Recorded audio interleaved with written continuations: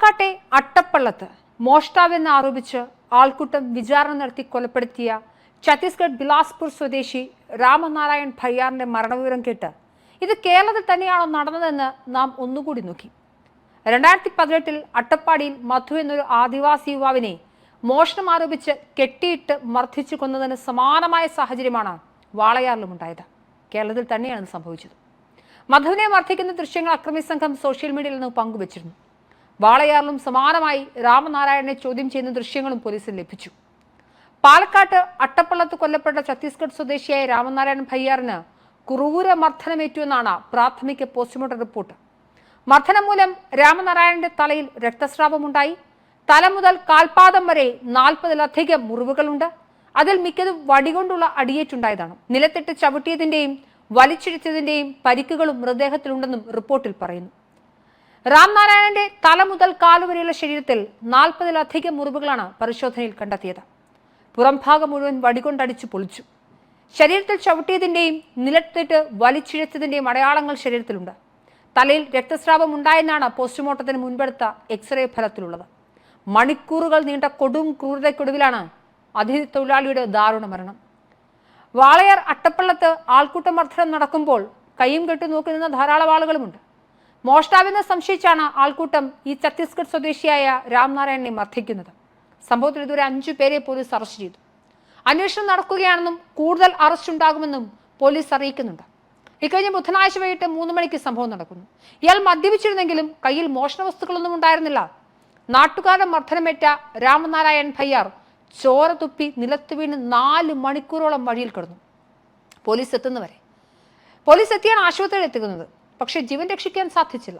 മർദ്ദനത്തിന് ദൃശ്യങ്ങൾ പ്രചരിച്ചിരുന്നു. സംഭവത്തിൽ നാട്ടുകാരായ 10 പേരെയാണ് പോലീസ് ആദ്യം കസ്റ്റഡിയിലെടുത്തത്. ഇതിൽ 5 പേരെ അറസ്റ്റ് രേഖപ്പെടുത്തിയിട്ടുണ്ട്.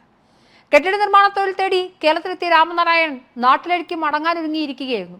വഴിതെറ്റിയാണ് അട്ടപ്പള്ളത്തെത്തിയതെന്നും പ്രശ്നക്കാരനോ മാനസിക വെല്ലുവിളി നേടുന്ന ആളോ അല്ല എന്നും 8ഉം 10ഉം വയസ്സുള്ള 2 കുട്ടികളുടെ പിതാവാണെന്നും മൃതദേഹം സ്വീകരിക്കാനെത്തിയ ബന്ധുക്കൾ അറിയിക്കുന്നുണ്ട്.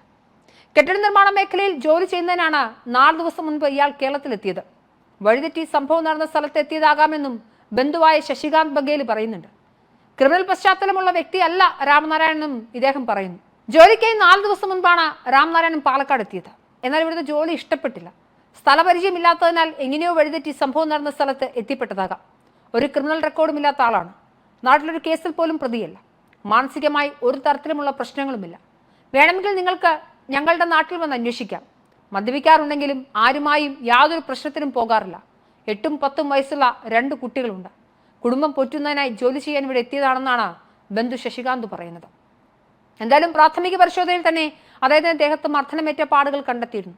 തലയിലും ശരീരത്തിലുമേറ്റ ക്ഷതം മരണത്തിന് കാരണമെന്ന് പ്രാഥമിക പോസ്റ്റ്മോർട്ടം റിപ്പോർട്ടിൽ ഇപ്പോൾ വ്യക്തമാകുന്നു.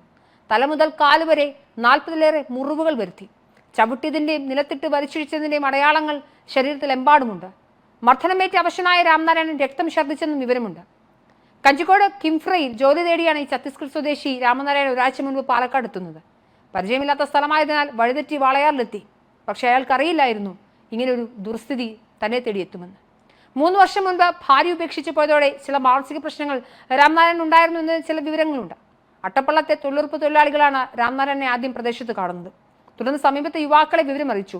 ചോരത്തള്ളപ്പുള്ള യുവാക്കൾ നാടിനെ കാക്കാൻ ഇറങ്ങിയതാണ് ഒരുത്തനെ കൊന്നുകൊണ്ട്. പ്രദേശവാസികൾ സംഘം ചേർന്ന് നാരായണനെ തടഞ്ഞുവെച്ചു. കള്ളനെന്നാരോപിച്ച് മർദ്ദിച്ചു. പുറം മുഴുവൻ വടികൊണ്ടടിച്ച പാടുകൾ വന്നു. കഴുത്തിനും കൈക്കും ഇടുപ്പിനും പരിക്ക്. കള്ളനെന്ന് തോന്നിയതുകൊണ്ടാണ് ഞങ്ങൾ മർദ്ദിച്ചതെന്ന് നാട്ടുകാരുടെ ലളിതയുക്തി പോലീസിനോടും പറഞ്ഞു. എന്തായാലും ഒരു ജീവൻ നഷ്ടപ്പെട്ടു.